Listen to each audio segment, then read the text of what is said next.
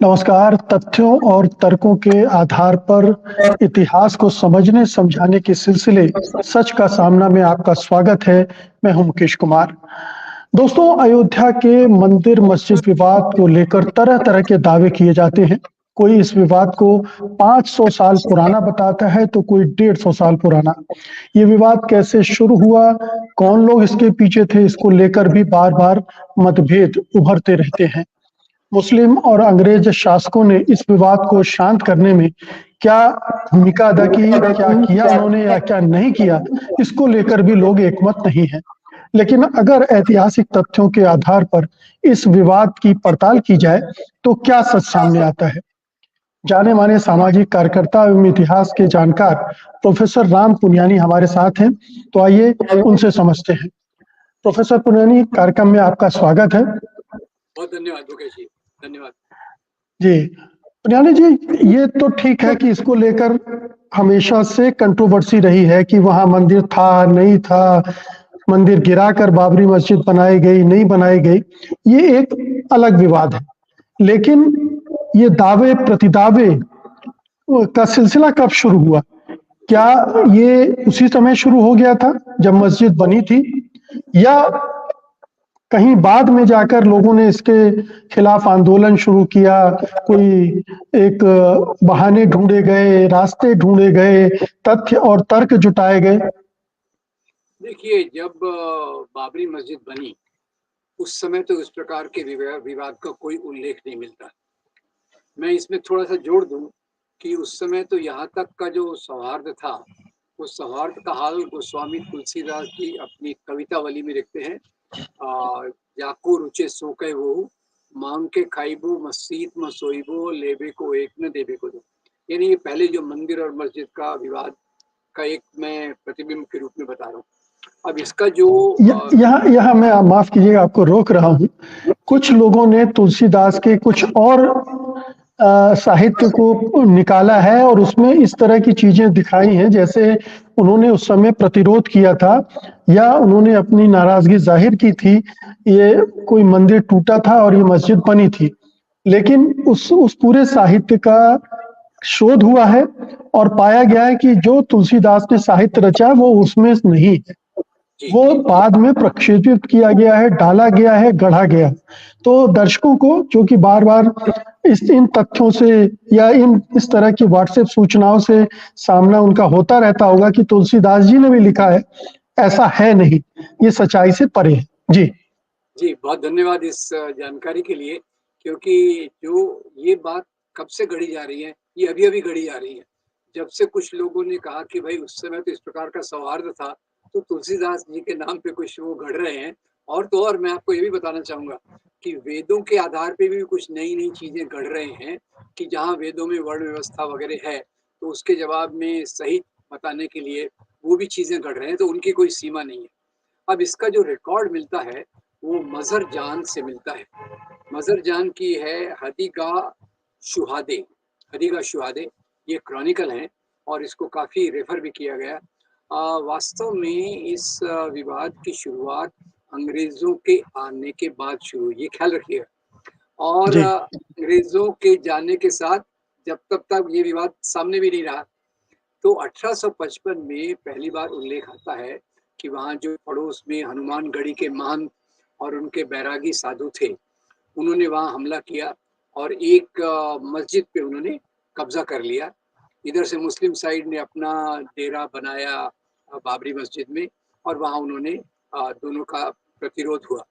और मुख्य बात ये है कि ये जो बैरागियों ने हमला किया, वो अंग्रेज़ों के इशारे पे किया। ये बात बड़ी महत्वपूर्ण है और इसमें अंग्रेज़ों का रोल देखने के लिए मैं थोड़ा आपको बता दूँगा, क्योंकि अंग्रेज़ों के आने के बाद जब उन्होंने फूट डालो और राज करो की नीति लगाई और ये एक प्रोपेगेट करना चालू किया कि मुसलमान राजाओं ने हिंदू मंदिरों को तोड़ा, तो उसके चलते 3 अंग्रेज़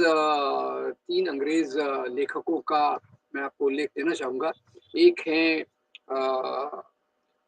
आर कार्नेगी, उनकी किताब है historical sketch of tehsil Faizabad, historical sketch of Faizabad.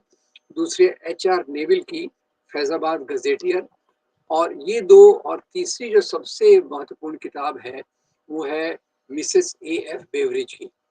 अब ये तीनों क्या बताने की कोशिश करते हैं कि मस्जिद तो है, पर पहले शायद यहाँ मंदिर रहा होगा। और ये मिसेस ए.एफ. बेवरिज में बहुत क्लियरली मिलता है कि उन्होंने जो बाबर के मेमोयर्स, बाबर की जो स्मृतियाँ हैं, बाबरनामा। बाबर जी। उसका जो अनुवाद किया, तो उसमें एक फुट नोट डाल दिया। बाबरी मस्जिद का जहाँ उल्लेख आया, उन्होंने एक फुट नोट डाल दिया कि क्योंकि यहाँ यहाँ मस्जिद है, पहले शायद यहाँ मंदिर रहा होगा। और एस गोपाल वगैरह की जो किताब आई थी, उन्होंने इसको अंडरलाइन किया था कि ये यहाँ ये एक तरीका था अंग्रेजों का यहाँ शक डालना और फूट की प्रक्रिया को शुरू करना। तो इसी को चलते कुछ बैरागियों ने बाबरी मस्जिद पर हमला किया। 1855 में ये हमला दोनों के बीच में हुआ, हिंदू और मुसलमानों के बीच में। तो यहाँ अंग्रेज पुनियानी जी, अभी आपने एस गोपाल की किताब का जिक्र किया, एनाटॉमी ऑफ कन्फ्रंटेशन, उनकी किताब है। वो ठीक इसके उलट बताते हैं कि 1955 में कुछ मुसलमानों ने हनुमानगढ़ी पर धावा बोला, और उनका दावा था कि हनुमानगढ़ी किसी मस्जिद को तोड़कर बनाई गई। जी, ये देखिए, एस गोपाल की किताब में बहुत सारे निबंध हैं, 10 या 11 निबंध हैं, तो उसमें हो सकता है कॉन्ट्राडिक्टरी वर्णन हो, क्योंकि उस पीरियड का बहुत एग्जैक्ट बताना मुश्किल है। ये जो मैं आपको मिसेस ए.एफ. बेवरिज का बता रहा हूँ, वो भी एस गोपाल के किसी और निबंध से है।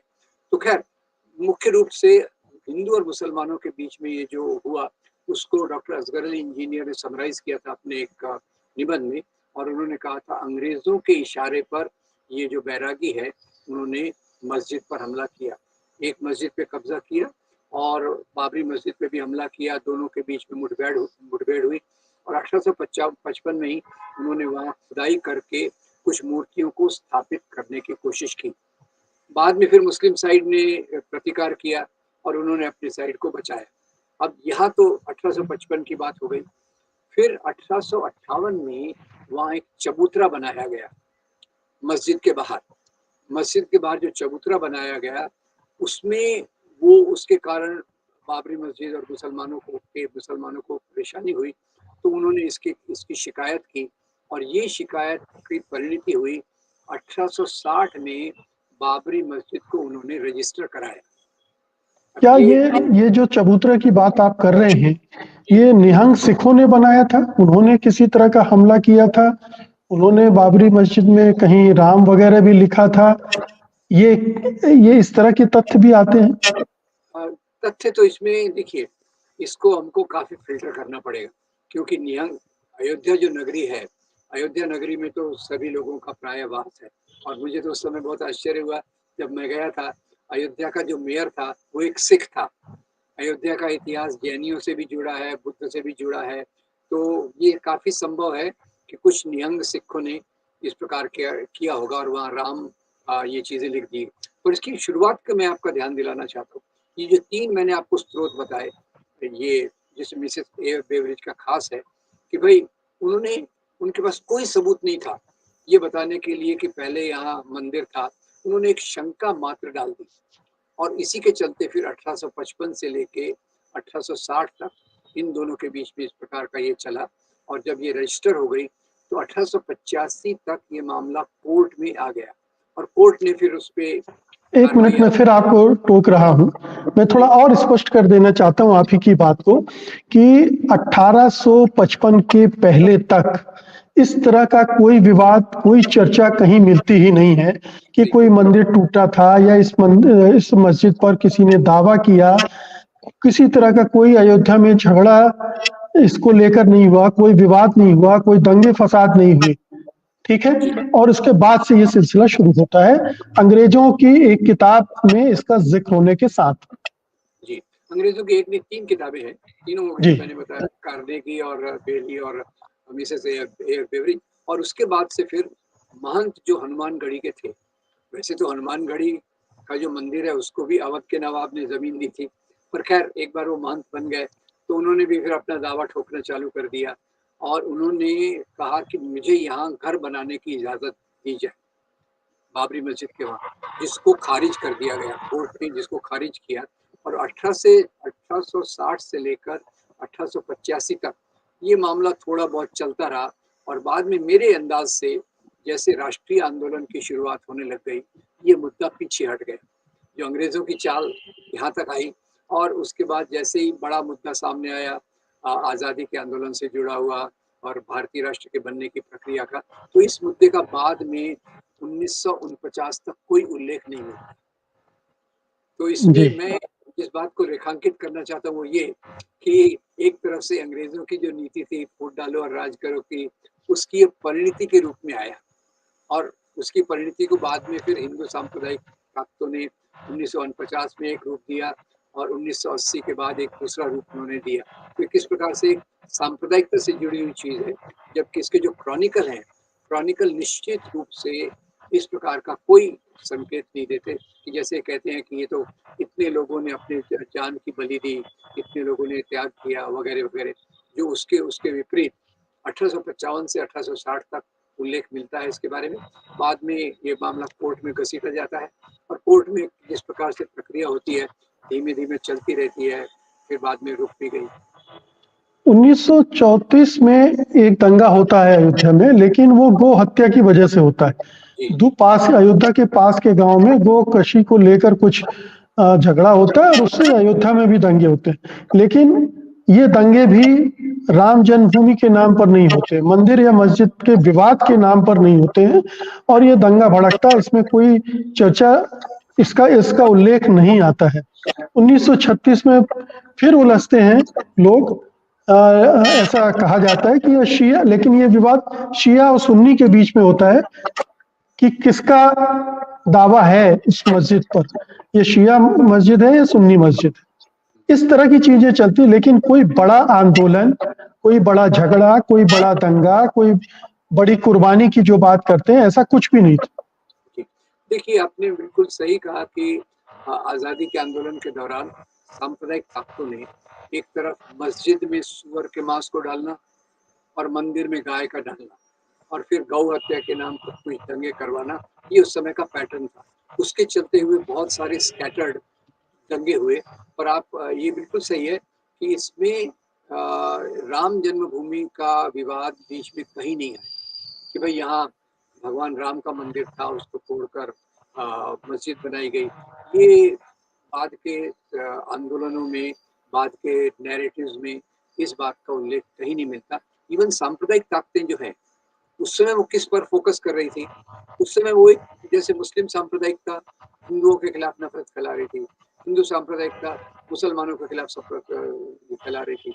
और जो मुद्दे उस समय थे, वो गाय, सूअर, मस्जिद के सामने से म्यूज़िक बजाते जाना और ऐसा उत्तेजित करना दंगों को भड़काने के लिए। ये प्रक्रिया उस दौरान चलती रही, जबकि मस्जिद और मंदिर का उल्लेख बिल्कुल भी कभी कहीं नहीं आया, 1949 के पहले।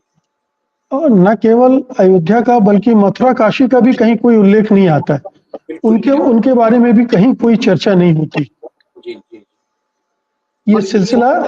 जी, ये देखिए कि जहाँ तक मुसलमान शासकों का सवाल है, उनकी कोई ये नीति नहीं थी कि मंदिरों को आप तोड़ें और ये बात बाबर की शुरू की जो वसीयत थी, ये तो बहुत मशहूर वसीयत है, अभी भी नेशनल म्यूज़ियम में है। वो अपने बेटे हुमायूँ को क्लियर इंस्ट्रक्शंस देता है, स्पष्ट रूप से कहता है कि इस देश में ज़्यादा लोग हिंदू हैं, उनकी भावनाओं का आदर करो, मंदिरों को मत टूटने दो, गाय की हत्या मत होने दो, ये बाबर लिखता है। बाद में अकबर तो आके उसको फिर सुलेपुल और वो जो फतेहपुर सीकरी में वो जो जगह बनवाता है, उसमें हिंदुओं की प्रार्थना के लिए जगह, मुसलमानों की प्रार्थना के लिए जगह, यहाँ तक कि वो जेसुइट्स क्रिश्चियन जो थे, उनको भी कहता है आपको आपको चर्च बनाना है तो आप आगरा में चर्च बना लो।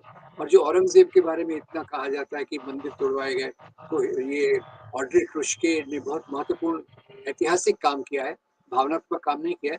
उन्होंने बताया औरंगज़ेब ने जो कुछ मंदिर तोड़वाए, वो अपने विरोधियों को एक संदेश देने के लिए सुना है। जबकि उल्टी बात ये है कि औरंगज़ेब ने बहुत सारे मंदिरों को दान दिए और इस पे तो डॉक्टर विशंबरनाथ पांडे की किताब भी है, फरमान किंग औरंगज़ेब, जिसमें चित्रकूट का बालाजी का मंदिर हो, वृंदावन का भगवान कृष्ण का मंदिर हो, आसाम में कामाख्या देवी का मंदिर हो, इन सबको उसने बहुत बड़े-बड़े दान भी दिए। तो वो सवाल ये है कि सांप्रदायिक नैरेटिव जो है, वो चुन के कुछ चीज़ों को पकड़ लेता है और उसके आधार पे मुसलमान राजाओं का जो दानवीकरण, डेमोनाइज़ेशन, वो प्रक्रिया चलती है। नहीं तो आप पूरे मुगल इतिहास को देख लें तो इस प्रकार से कई फरमान आपको मिल जाएंगे। इवन अकबर के समय 2 महत्वपूर्ण फरमान हैं, मेरे ख्याल से 1599 के अगस्त और सितंबर 1599 के 2 फरमान हैं, जहाँ वो मंदिर को दान देने की बात करता है। एक और उल्लेख आपको बताऊँ, अब जहांगीर, उसका तो कोई ज़्यादा ये नहीं था, पर जहांगीर के पास कुछ पुजारी लोग गए कि भाई हमको ये तकलीफ है। तो जहांगीर ने अपने अधिकारियों को कहा भाई आपकी ये तकलीफें दूर करने के लिए उन्होंने वहाँ के लोगों को स्पष्ट निर्देश दिए। और जहांगीर ने भी कई अपनी ज़मीनें मंदिरों को दान में दी कि भाई आपके मंदिर का खर्चा चले, इसके लिए ये करें। ये चीज़ औरंगज़ेब ने भी की। तो ये चीज़ को, जो मंदिर मस्जिद को धर्म से जोड़ने का काम, ये ब्रिटिश हिस्टोरियोग्राफी का था, जो उनका एक बहुत सॉलिड फाउंडेशन था यहाँ सांप्रदायिकता फैलाने के लिए। और मैं आपको बताऊँ, अब इसमें मंदिर मस्जिद का होता तो औरंगज़ेब गोलकुंडा में मस्जिद को क्यों तुड़वाता? अब गोलकुंडा के नवाब ने उसको 3 साल तक लगान नहीं दिया, तो उसने फिर अपना पैसा वसूल करने के लिए उसके मस्जिद के नीचे उसने छुपा के रखी थी, वो संपत्ति लेके आया। तो ये जो हमारा वर्णन करने का तरीका है, उसमें लोग किस प्रकार से उसको बदलते हैं, वो बड़ा महत्वपूर्ण है।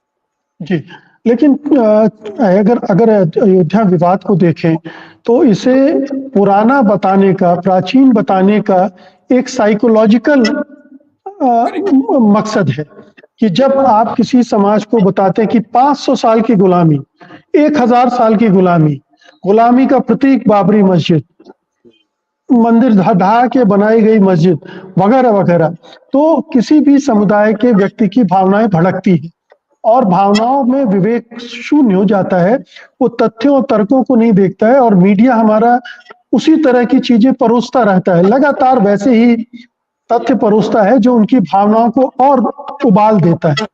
तो ये पुराना बताने की जो साइकोलॉजी है किसी चीज को, ये यहाँ बड़ी जबरदस्त तरीके से काम करती है।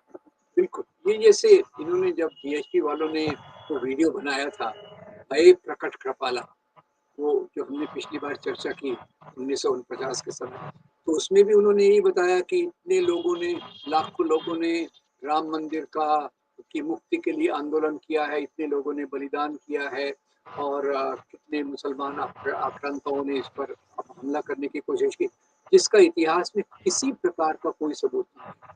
और ये जब जैसे भगवान राम को भी आप देखें, तो भगवान राम के भी जन्म के बारे में आप पूछें, तो वो तो फिर यही कहेंगे हज़ारों साल पुराना, लाखों साल पुराना। अब लाखों साल पहले जब मनुष्य के जीवन का अस्तित्व नहीं था, उस समय तक उसको भूले जाएंगे। तो ये उनका एक तरीका है। जो आपने बिल्कुल सही कहा कि मेरी वही समझ है कि सांप्रदायिक राजनीति का मुख्य आधार ये भावनाओं को, उन्माद को, हिस्टीरिया को मजबूत करना। अभी पहले एक हिस्टीरिया खड़ा किया गया कि हमारे पे अत्याचार हुआ, अभी आज हिस्टीरिया खड़ा किया जा रहा है कि देखो हम एक उपलब्धि प्राप्त कर रहे हैं राम मंदिर को बनाने के रूप में। ये भी एक दूसरा हिस्टीरिया है, एक दूसरा उन्माद है। और मैं आज गलती से टीवी देख रहा था 1 आध घंटा, तो मुझे वही देखा कि राम मंदिर किस प्रकार से चल रहा है। तो जैसे आपने कहा, तथ्य और तर्क एक तरफ है और भावनाएं दूसरी तरफ है। और सांप्रदायिक राजनीति का जो मुख्य हथियार वो लोगों की भावनाओं पे काम करना है, जो मेरे ख्याल से हमारे समाज की प्रगति के लिए बहुत बाधक है। ये हमने पड़ोसी मुल्कों में देख लिया। श्रीलंका में देखिए आप, बुद्ध धर्म के नाम पे भावनाओं को भड़काया गया, वहाँ क्या हाल है वो देख लीजिए। पाकिस्तान, अफगानिस्तान में इस्लाम के नाम पे भावनाएं भड़काई जा रही हैं, वहाँ भी हमने हाल देख लिए। तो ये हमको एक पीछे ढकेलने का रास्ता, भावनाओं के उद्रेक में समाज को डुबो देना, ये समाज को पीछे खींचने का एक तरीका है। जी, तो दोस्तों ये आपको तय करना है कि आप सच के साथ जीना चाहते हैं या मिथ्या दुष्प्रचार के साथ जीना चाहते हैं। दुष्प्रचार यानी झूठे तथ्य, झूठे तर्क और आपकी भावनाओं को उभार कर राजनीति में इस्तेमाल करना, ये सारा राजनीतिक प्रयोजन है और इस राजनीति से आपको बचना चाहिए, क्योंकि ये न तो देश के भलाई के लिए, न समाज के लिए और न ही मानवता के। बहुत बहुत शुक्रिया प्रोफेसर पुनियानी आज की बातचीत के लिए। धन्यवाद।